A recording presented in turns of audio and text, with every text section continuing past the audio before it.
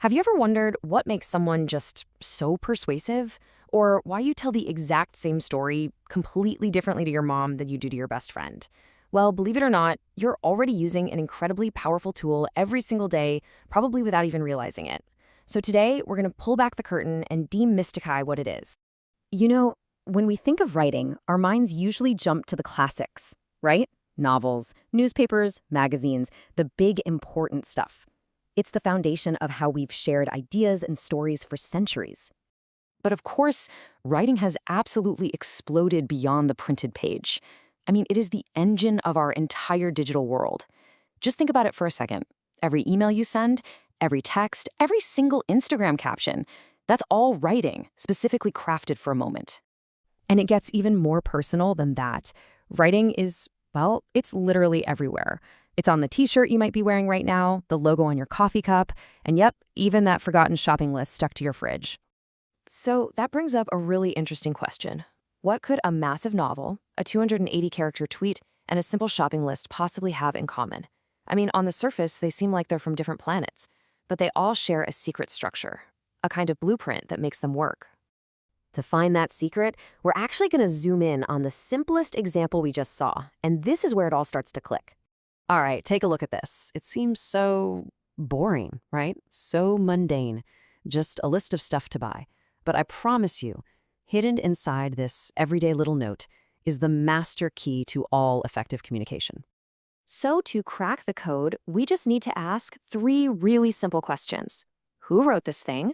Why did they write it? And this is the important one. Who is it for? Okay, the first two are pretty easy.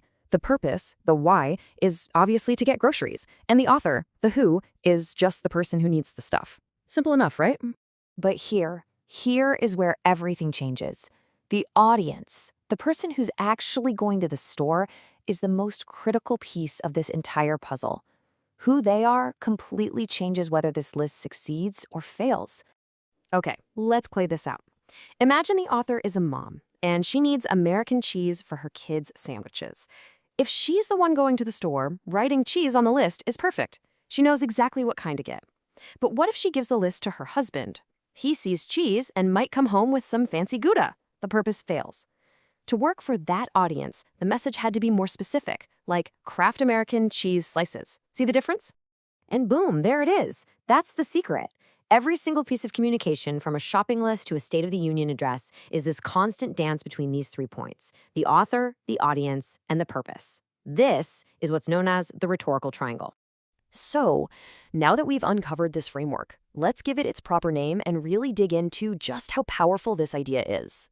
This whole concept, this art of effective communication, is called rhetoric. And it's not some newfangled idea. It's an ancient art, first broken down and studied by thinkers like Aristotle way back in ancient Greece. They were obsessed with figuring out how language could be used to persuade, to inform, and to move people. Now, let's be honest for a second. The word rhetoric kind of has a bad rap these days, doesn't it? We hear it and we immediately think of slick politicians or shady advertisements. You know, empty words designed to trick us. But that's a huge misunderstanding. See, rhetoric itself is totally neutral. It isn't inherently good or evil.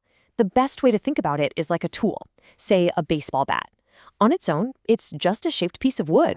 Its impact depends completely on who's holding it and why. In the wrong hands, that same exact piece of wood can become a weapon used to cause serious harm. And this plays out on a massive historical scale. Someone like Adolf Hitler used the tools of rhetoric to manipulate an entire nation towards unspeakable evil.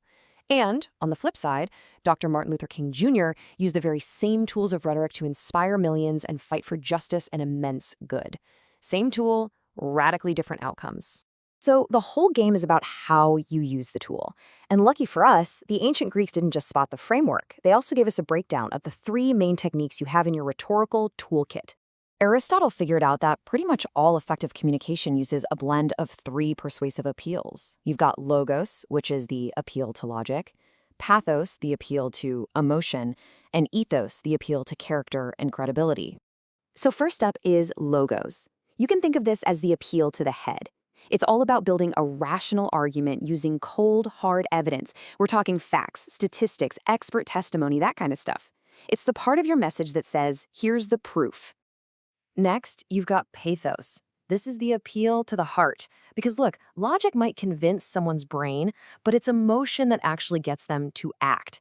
You create pathos through powerful storytelling, vivid language that paints a picture, and words that tap into feelings like joy or anger or hope. And finally, there's ethos.